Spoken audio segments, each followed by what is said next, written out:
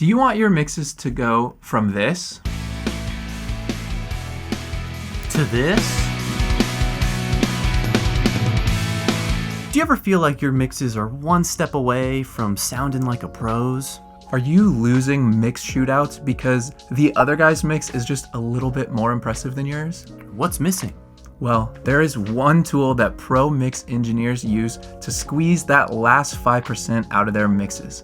And Josh is a pro mixer, so I brought him over to tell you exactly what that is. And if you've watched Adam's videos on compression, you'll know that it's basically something to squeeze and tame your audio. But you've also got something called a bus compressor, which basically compresses a whole group of things, usually your entire mix. And it's something that the pros use to help get that final touch, that piece de la resistance on your mix that you need to sound pro. That chef's kiss. And I think we've actually got something. Yeah, so in my hands, I have from AudioScape Engineering, their glue compressor, their mix bus compressor. It's in the box. So we're gonna unbox this bad boy and we are gonna install it in my rig, and then we're gonna take you through some of the settings and some of the ways that you can get that last 5% out of your mix. Now, a lot of people ask me, if I was gonna get just one piece of outboard hardware, what should I get? And my answer is always a compressor like this. So this AudioScape Buss Compressor is modeled after the 1980s SSL G series consoles, and more hit songs were recorded and mixed on those consoles than any other brand's consoles. So let's hop over to the studio desk and we'll give you a demonstration of how it works. So in Pro Tools, we've got a hardware insert routed through our universal audio interface right now. So this is basically controlling the audio to the compressor. So let's start with it off.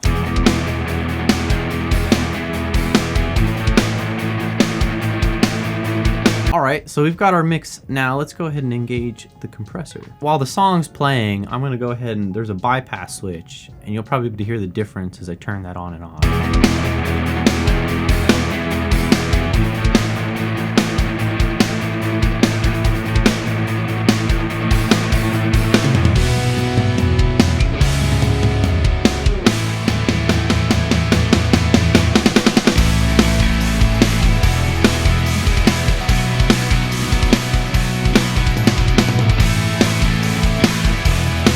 So right away, you can hear that it's just adding this glue, this sort of finished sound to the song. That already sounds good, but it's just giving you that extra edge. And this is just a setting from, I think, what is it, the pamphlet? Yeah. That came from the box. From AudioScape, yeah. So we just used their punch and glue master setting.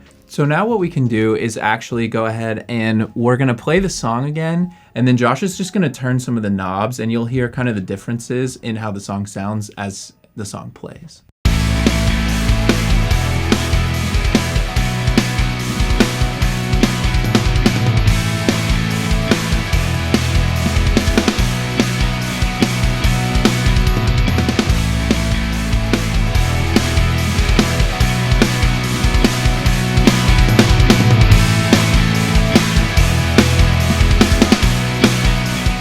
So you're probably thinking, okay, this is a mix bus compression kind of thing, and I'm a mixer, but I want to leave that to the mastering guy because I want them to really like be in charge of the loudness and the volume and all that sort of stuff.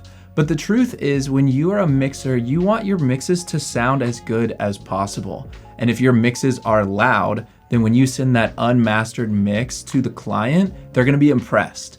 And when the mastering guy gets it and they master it and make it up to that competitive volume that they want it to be, it's gonna sound great. It's gonna sound great at every stage. If you are saving it and saying, I'm gonna let the next person handle that, and you pass that responsibility on to them, then that's not going to be the best reflection of your work, and people are not gonna be as impressed by it because somebody else is doing something like this to their mix and they are gonna make that mix slam, and that thing is gonna sound great before it gets mastered. I think that's why a lot of professionals use something like this on their mix bus pretty much at all times. Even when we're tracking, we actually keep one of these on just to give us an idea of what something's gonna sound like closer to the finished product. So bus compression is a way that you can make your drums really pop. So Josh has set up a little setting for the compressor that makes the drum sound nice. So we're gonna A/B the two. So you'll see him flip it on and off, and then you can hear the difference with the compression on and with it off.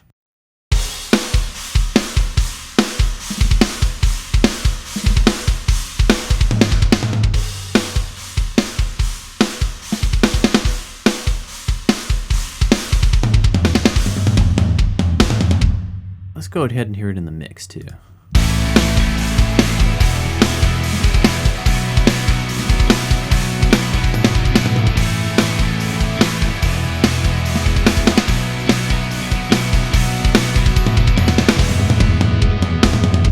Immediately, that just adds some life. And that's just on the drums. That's not on anything else, not on the bass, the guitars. That's purely just throwing on this bus compressor with some slight compression settings. And this is actually a MIDI drum set. This actually just gives that extra oomph. It kind of gives that realism almost to it, I think. Yeah, I mean, that's one big problem that I think people have in general is when they're using kind of fake drums and fake guitar amps and everything. Like something like this really just gives you like that, I hate to say analog vibe, but yeah, it's a vibe that we're after. And the tools are built to make that sound. So like, why deny it, you know? There's something to analog gear. There's a reason people still make it. There's a reason pro studios still rock it in their studios. I mean, I think the one piece of gear, as we said, you could really benefit from is a bus compressor. It's something you could leave on pretty much all the time. I mean, for drums, we could go ahead and print this. I mean, we could basically commit this insert through Pro Tools, and then now you've got pro sound on your drums. You could go through and do it for other things too, vocals, guitars, the mix. I think one of the biggest misconceptions I see online in the music world is that you basically shouldn't have anything on your master bus in a mix. And I could tell you right now, as a guy with Billboard rock mixes, that's just a lie. We fill up the entire insert slot on the master bus sometimes because honestly, they're all just tools. This hardware, it's everything I can find that gets me closer to that pump and mix that I want. I think a lot of people think maybe you're smashing something on the mix bus, the mastering guy can't work with that. You know, the mastering guy is gonna take what you have ultimately and make sure it's good to go for streaming, it matches your other mixes, but if part of your final sound, which part of mine is a bus compressor, well, there's nothing wrong with that. Go ahead and compress away. Worst case, they'll just ask you, bounce it again. Hey, bounce it again. Yeah. So you're probably thinking, how can I get myself one of these bad boys? How much is it gonna cost? Well, AudioScape normally sells these for around, what, $1,050? Something like that. So go ahead and check them out. They're awesome, and they do drops every Wednesday night. So you can check out their inventory. But if you don't want to buy a piece of hardware like this, you can use a plugin, you can use the built-in compressor that comes with your DAW. There are all kinds of options. So I would suggest start out with a plugin, get comfortable using something like this, and then eventually, when you need an upgrade, something like this is waiting for you. And if you want to see more tips about compression, be sure to check out this video.